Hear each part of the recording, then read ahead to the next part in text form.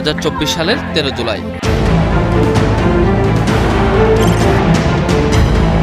এক দফা দাবি আদায়ে একত্রে শিক্ষার্থীরা। আওয়ামী সরকার নানাভাবে আন্দোলন দমানোর চেষ্টা করলেও পিছপা হননি তারা। ঘোষণা দেন রাজপথে লড়াই চালিয়ে যাওয়ার।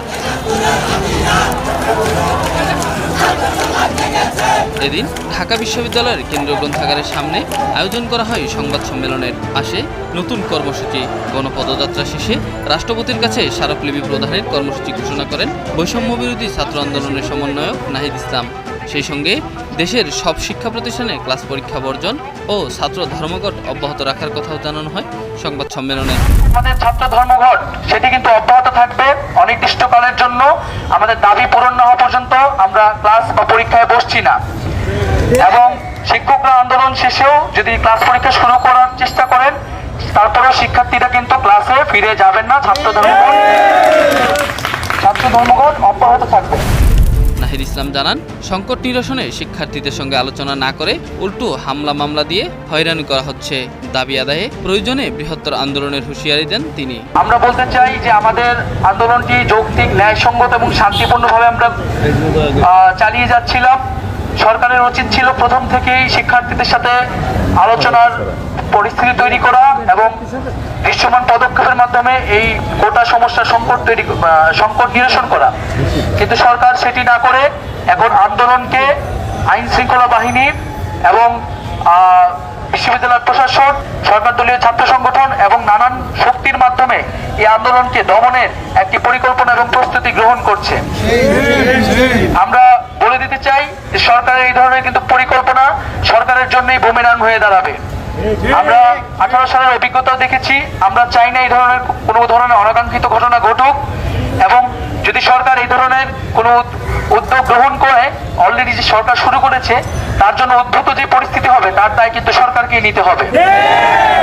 এ সময় সাংবাদিকদের প্রশ্নের জবাবে কোটা সংস্কার আন্দোলনের যৌক্তিকতা তুলে ধরেন আরেক সমন্বয়ক হাসানাত আব্দুল্লাহ। সরকারি সকল চাকরিতে সকল গ্রেডের কোটার যৌক্তিক সংস্কারের লক্ষ্যে মহামান্য রাষ্ট্রপতি বরাবর স্মারকলিপি প্রদান এবং গণপদযাত্রা।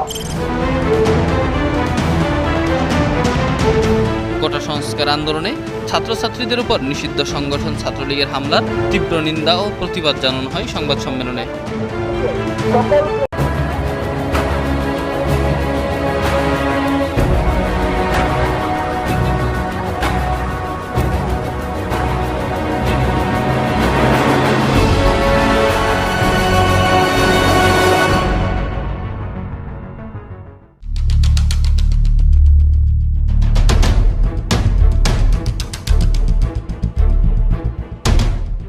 নতুন বাংলাদেশের বুনিয়াদকাল 2024-এর জুন, জুলাই, আগস্টের দিনগুলো। বাংলাদেশের রাজনীতির গতিপথ পাল্টে দেয়া এই মাহেন্দ্রক্ষণ মানুষের মনে জায়গা করে নিয়েছে 36 জুলাই নামে।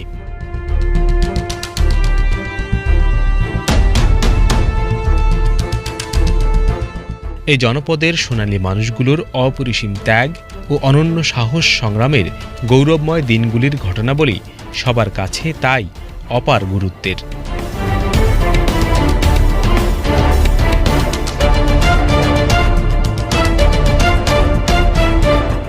ফ্যাসিবাদী শাসনামলে চিরে চ্যাপ্টা গণমাধ্যম সে ইতিহাসের অল্পই ধারণ করতে পেরেছিল।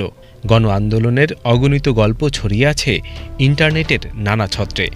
অন্তর্জালের সামাজিক মাধ্যমেই তরুণ প্রজন্ম জেনজি নিজেদের তুলে ধরেছিলেন আন্দোলনের সময়কালে। আওয়ামী লীগের সন্ত্রাসী বাহিনীগুলোর পাশাপাশি সরকারের নৃশংসতার প্রমাণ তুলে ধরার বড় মাধ্যমই ছিল ওয়েব। এখানে জমানো স্মৃতির পাহাড় আলোকবর্তিকা হয়ে দিশা দেবে আগামীর পথ চলায়।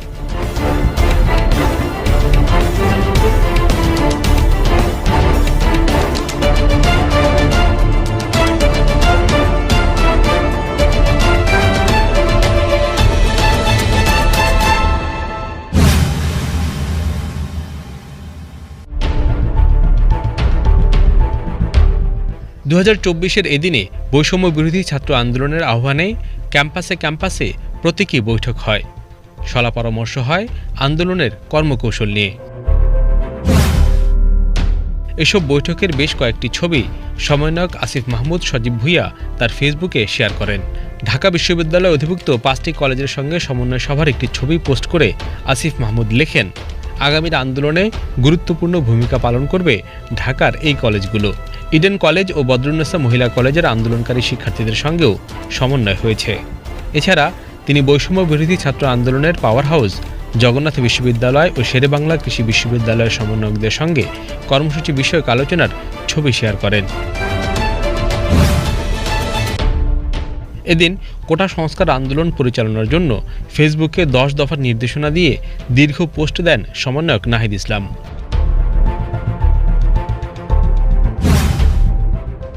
এদিন কোটা সংস্কার আন্দোলনকারীদের নামে শাহবাগ থানায় একটি মামলা করে পুলিশ।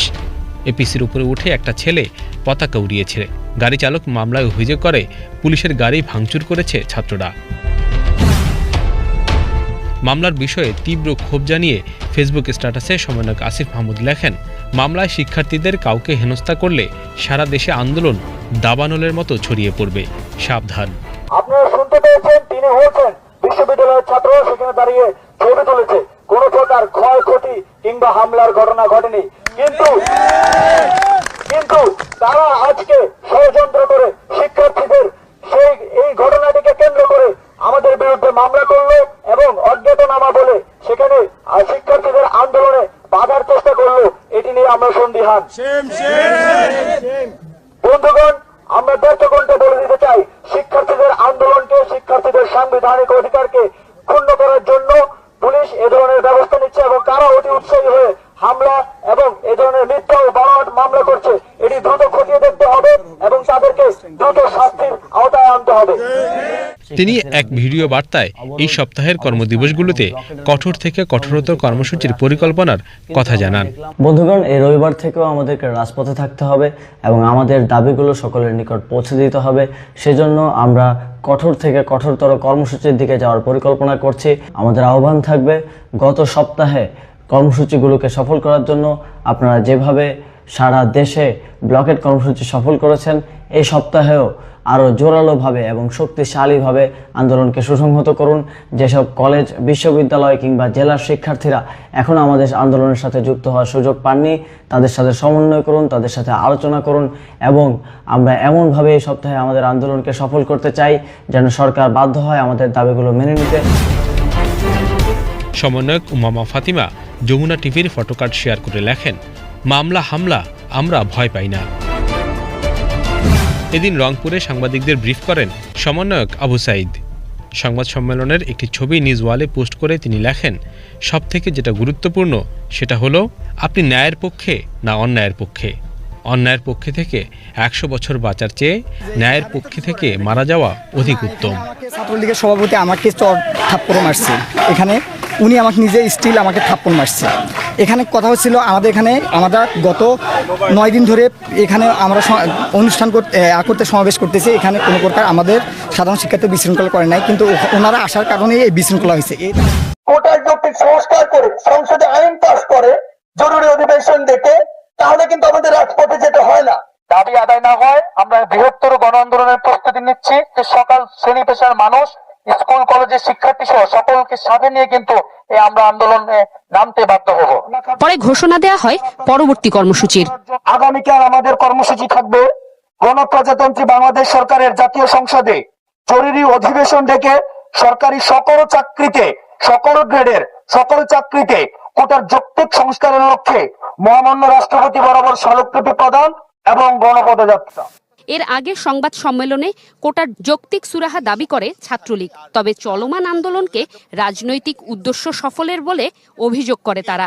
সাধারণ শিক্ষার্থীরা ঘরে ফিরে গেছে, শিক্ষা প্রতিষ্ঠানে ঘরে ফিরে গেছে, কিন্তু প্রফেশনাল আন্দোলনকারীরা এই ঘোলা পানিতে মাছ শিকার করার জন্য রাজপথে রয়েছে। কোটা ইস্যু নিয়ে, সরকারি চাকরিতে নিয়োগ প্রক্রিয়া নিয়ে বাংলাদেশ ছাত্রলীগ কিন্তু এই যৌক্তিক সংস্কার যেন হয়, একটি যৌক্তিক রূপরেখা যেন আমরা তৈরি করতে পারি, সেই লক্ষ্যে কিন্তু বাংলাদেশ ছাত্রলীগ বলছে আমরা একটি যৌক্তিক সুরাহা চাই, অন্তর্ভুক্তিমূলক সুরাহা চাই, সাংবিধানিক সুরাহা চাই, যুগোপযোগী সুরাহা চাই। এদিকে কোটা সংস্কারের আন্দোলনে পুলিশ সদস্যের উপর হামলা, যানবাহন ভাঙচুর ও মারধরের ঘটনায় শাহবাগ থানায় মামলা হয়েছে। কর্মসূচি সফল করার আহ্বান জানান।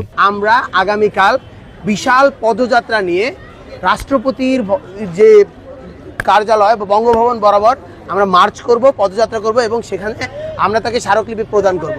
তখন আমাদের এই লিগ্যাল গ্রাউন্ডটা তৈরি হবে এবং আমরা স্পষ্ট স্বরে বলতে পারবো আমরা সংসদে জরুরি অধিবেশন ডাকার জন্য যত ধরনের ফর্মাল ইনফর্মাল রাজপথে চাপ দেওয়ার জায়গা হোক বা ফর্মাল জায়গাটা করা হোক, আমরা আমাদের সবটুকু দায়িত্ব পালন করছি। এবং তারপরেও যদি আমাদের যে দাবি দেওয়া মানা না হয়, তার দায়ভার পুরোপুরি সরকার, পুরোপুরি নির্বাহী বিভাগের, পুরোপুরি আইন বিভাগের। ডাকসুর সাবেক সহসভাপতি নুরুল হক নূর ফেসবুক পোস্টে লেখেন, দলমত নির্বিশেষে সকলের এই আন্দোলনে সমর্থন রয়েছে। এদিন সরকারি চাকুরিতে কোটা পদ্ধতির সংস্কার চেয়ে নিজেদের ফেসবুকে পোস্ট দেন 10 মিনিট স্কুলের প্রতিষ্ঠাতা আইমান সাদিক এবং ভিডিও নির্মাতা ও বুয়েটের শিক্ষক এনায়েত চৌধুরী। তাদের বার্তা ছিল, মেধা হোক সবচেয়ে বড় কোটা।